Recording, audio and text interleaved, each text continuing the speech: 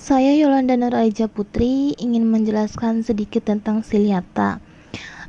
Yang pertama itu ada klasifikasi Ciliata. Ciliata merupakan protista bersel satu yang permukaan tubuhnya ditumbuhi rambut getar.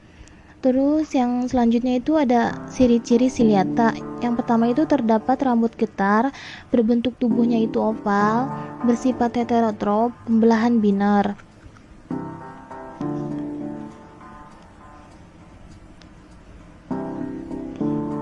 Bisa dilihat dari gambarnya.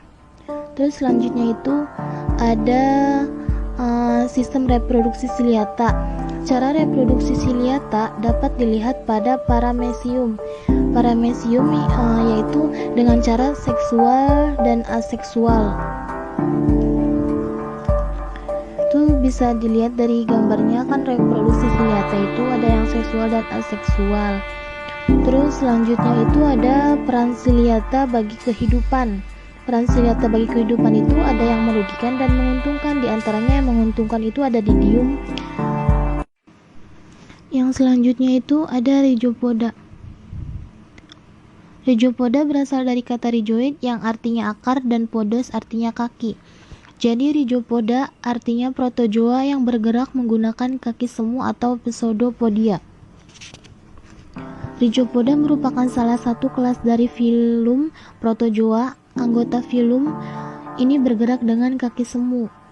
Ada ciri-ciri Rhizopoda. Yang pertama itu berkembang biak secara vegetatif dengan membelah diri, hidup di air tawar dan air laut, makanannya diambil dengan cara fagositosis, geraknya disebut dengan gerak amoeboid. Selanjutnya itu ada beberapa contoh dari hewan kelas Rhizopoda. Yang pertama itu ada Amoeba proteus. Terus yang kedua itu ada Asela sp. Yang ketiga itu Radiolaria sp. Ini contoh dari amoeba. Ini gambar contoh dari Asela sp. Yang terakhir itu ada contoh dari Radiolaria sp.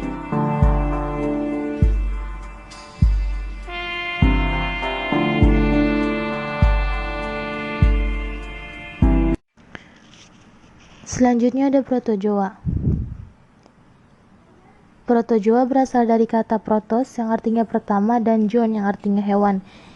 Jadi, protozoa adalah hewan invertebrata pertama yang bersel satu. Selanjutnya ada klasifikasi protozoa. Yang pertama itu ada Rhizopoda, alat gerak berupa pseudopodia. Kedua ada Flagellata, alat geraknya berupa flagel. Ada Ciliata, alat geraknya berupa cilia. Ada Sporozoa yang tanpa alat gerak. Terus ada karakteristik protozoa bersel satu, intinya jelas, hidup bebas, reproduksi dengan vegetatif, tipe respirasi berbeda.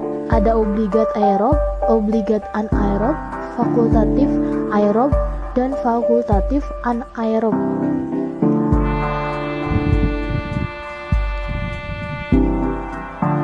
Ini adalah contoh gambar dari protozoa.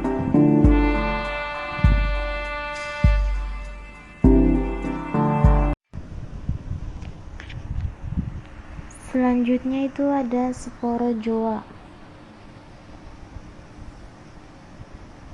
Sporozoa adalah satu-satunya anggota protozoa yang tidak memiliki alat gerak dan bergerak dengan cara meluncurkan tubuhnya dalam medium tempat hidupnya. Ada ciri-cirinya bersifat parasit, berbentuk tubuh bulat panjang, tidak memiliki alat gerak, makanan langsung diserap secara osmot dari tubuh.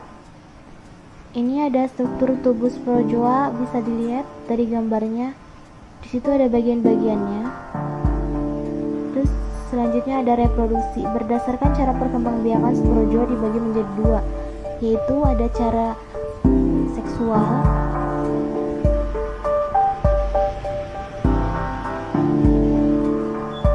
dan cara aseksual.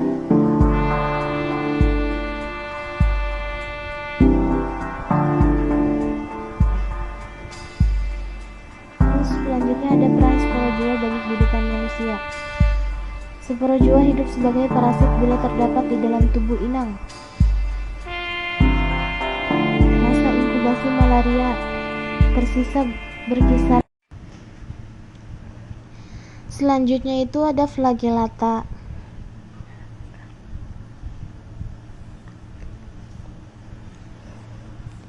Termasuk dalam filum protista mirip hewan protozoa, memiliki alat gerak flagellum.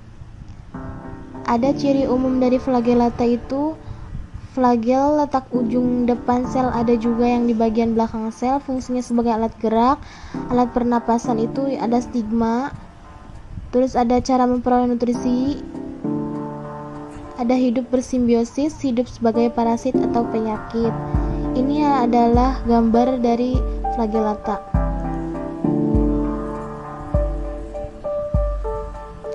Selanjutnya ada cara reproduksi dari flagellata itu, pembelahan biner, longitudinal, dan persatuan ovum dan spermatozoid. Ini adalah contoh penyakit dari flagellata.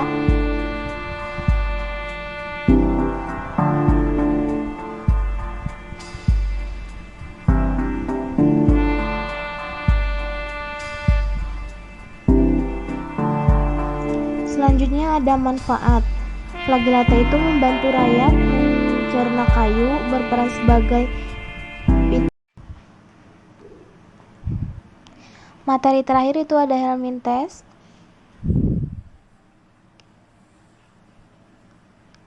Helminthes atau helmatologi adalah ilmu yang mempelajari parasit berupa cacing.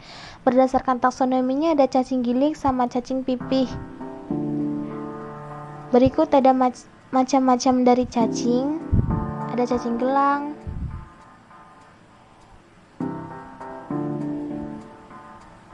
cacing kremi,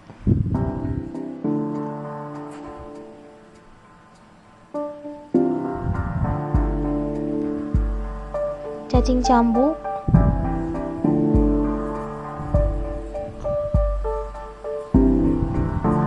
untuk masing-masing penjelasannya ada di slide, bisa dibaca.